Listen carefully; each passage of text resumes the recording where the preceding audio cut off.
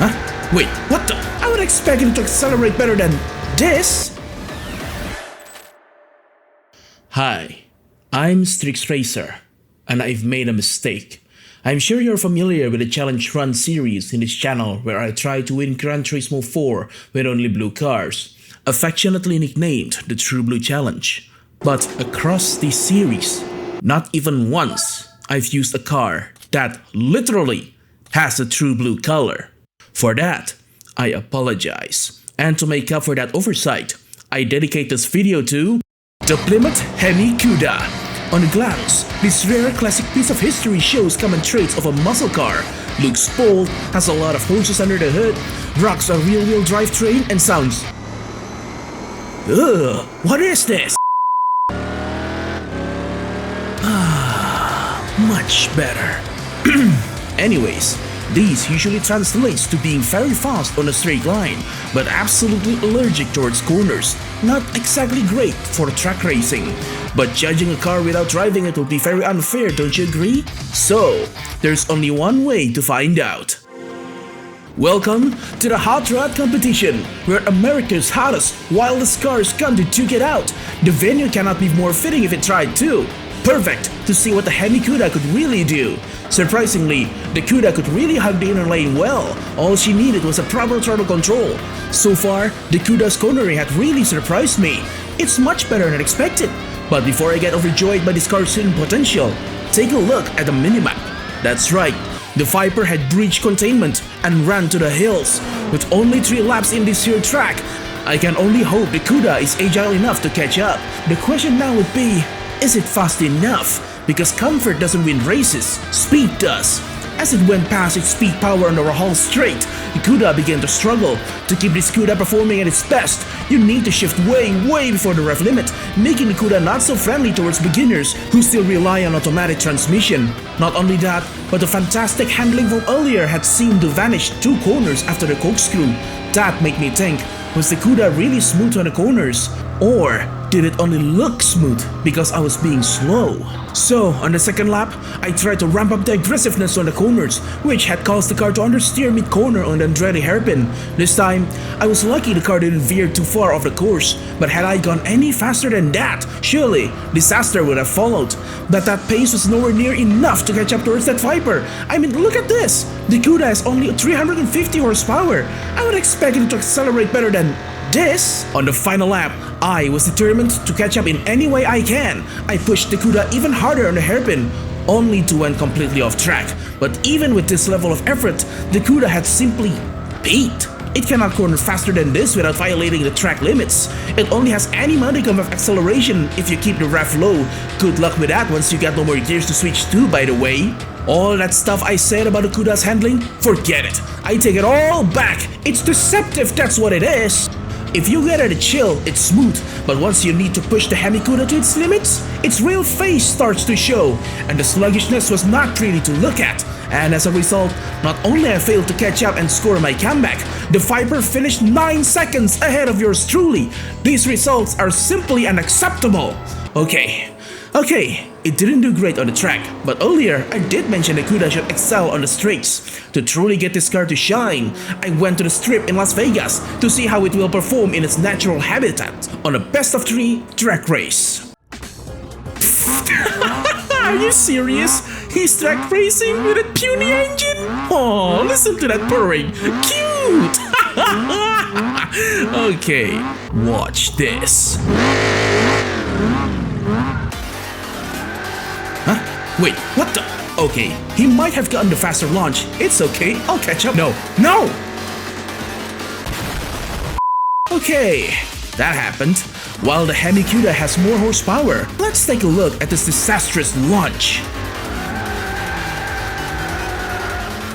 See? This exact abundance in power, not coupled with proper traction, had caused the Plymouth to take its sweet time off the line, which is why the RX-8, despite its lower power, got the win. So, this time, I set the traction control to 1 and let it rip. While it was still far from perfect, this is the fastest I could get my Cuda to get off that line.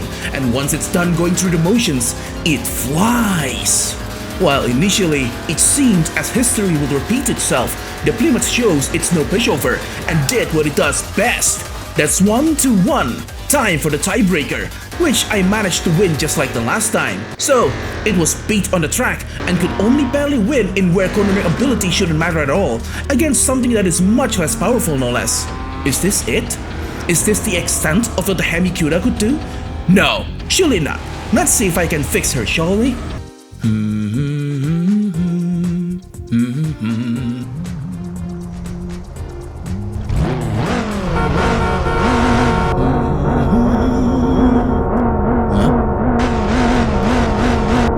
I swear this fucking place is getting crazy every single passing day.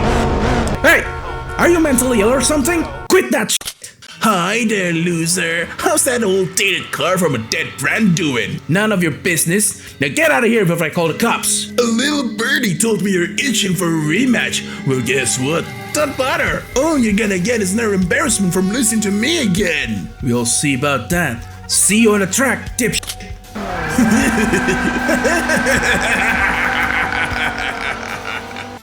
We are back on Laguna Seca to see whether my upgrades worked, and would you look at that, the Viper is back, albeit in a different color. Perfect timing. Now I can directly show how much this Cuda has improved. The new and improved tire compound had really helped in keeping the Cuda grounded, which not only helped on the corners, but they had also improved my car's acceleration in general. Meanwhile, I can finally outbrake someone in this heavy muscle car, thanks to the 30 downforce provided by the GT Auto Wing, hidden beneath a nice little glitch to keep the car looks neat. I knew the Viper was going to be trouble. So this time, I pushed the Cuda right from the start, and it did not feel sluggish at all. The Cuda can finally really take corners fast and smooth, but don't only take my word for it, look at how close I was towards the Viper. Before, I could only dream of pulling this off, and with that update, I can say the Cuda is fixed. Do I wonder, how far out can we bring this car? Maybe the GT All-Stars? Nope, too easy. Look at this, absolutely blowing these entry-level race cars out of the water. Well then, how about we go up a level? The Dream Car Championship. In here, your competition in this race will be serious. Expect the likes of a faster, Le Mans spec race cars such as the Zonda and the Ford GT. Can a car that needed extreme downforce and sports-grade tires to start winning against its peers could even begin to compete at this level? Well then, only one way to find out. Everyone, thank you for sticking out this far, and welcome to El Capitan. Normally this would be the final round of the Dream Car Championship, but today, I think this single race should be enough to see how far can the Cuda fly. I'm going for the throat while the beasts are still waking up, and as you can see, the one struggling Cuda is now displaying blinding acceleration. Before I knew it, the Cuda had reached 200 km per hour. But of course, this blazing speed was not enough to capture the Zonda in time. But that was no cause for despair, for the racing suspension had greatly helped in improving the muscle car's handling. It is now actually smooth and fast. Look at how smoothly the Plymouth glid down the treacherous, mountainous roads of El Capitan, all while keeping the mighty Italian racer in check. There were no more lies on the Plymouth's smoothness on corners. Not even a powerful mid-engine race car could escape on them. And after pulling the poor Pagani out of the picture, I've gotten my early lead. Despite this stellar performance, the Cuda was still not without flaws. Ironically, straight line speed remains an issue. To be specific, its top speed. Despite rocking over 690 horsepower, the best it can haul was this. Even stock NSXs could reach more than that, but again, this might be an issue with my tuning, as clearly, the Cuda could have reached even higher speeds should the gearbox allowed it. And by the way, despite massive overhauls done to the engine and a custom gearbox, you would still want to shift early with a Cuda, as not even doubling its horsepower changed where its power will peak. The first lap was complete success, and now to follow suit on the next laps. But this was where the beasts were waking up, especially the Zonda right behind me. Despite me going faster on this lap, the Zonda managed to claw his way back and caught up. With him practically bleeding down my neck, I decided to be extra careful in the final corner, pretty sure the Zonda wouldn't resist going deep. So, by taking this line, I've ensured myself well protected from overtakes.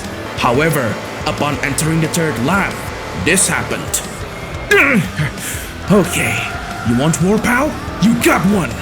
But interestingly, the Cuda wasn't wildly thrown off the loop. All it did was forcing it into a drift on the wrong direction, but I was able to get things back under control rather quickly. Despite all that, the overtake still happened. Now I must drive even faster than before, but of course, all that haste led to was even more misery. I must compose myself. There's no point in panicking. I've established the Cuda was faster off the line and is equal to the Zonda in cornering.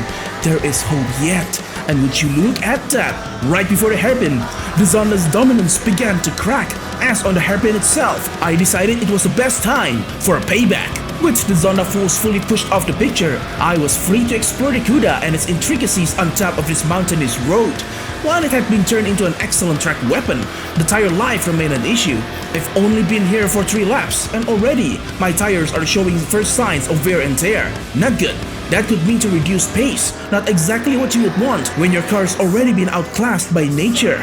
So, driven cautious by such a state of affairs, I let the gas go in the final lap's first corner, only to be immediately overtaken by the vengeful Pagani, while the Cuda wrongly thought I was trail braking. What a horrible time to be messing up.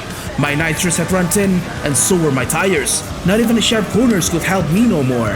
The Zonda just seemed to be determined in staying first. The first checkpoint has been through, and all of my Cuda's arsenal had been used, except for one. On the hairpin, I decided to one-up the Zonda's cruelty. While successful, I found out that my tires had always been on the highway to Hades this lap, but I refused to give up.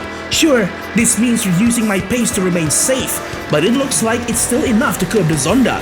Interestingly, despite being a little slower, the upgraded Cuda's cornering remains smooth as ever, nearly as fast too. It's as if that unless the tires were truly dead, there's really nothing stopping the Cuda in a technical track. Once the final corner is behind me, I once again put the hammer down, aiming to finish this race while I still can. And that's it! Victory in the Dream Car Championship! Or, since this was just one race, calling it an exhibition would suit the occasion more. So, the Plymouth Hemi Cuda, is it useless? No, absolutely not. Sure, it takes a little bit of a grace to get this car competitive, but once it does, it dominates. With proper upgrades, you can turn what is a typical outdated American muscle into an absolute radiant beast. Rich in power, goes from 0 to 60 in a blink of an eye, surprisingly agile on even dangerous curves and corners. These factors combined could even make the best Le Mans spec cars bow the proverbial knee. Just don't use it to farm A-spec points. I swear, that race cannot have been only an 8 points race.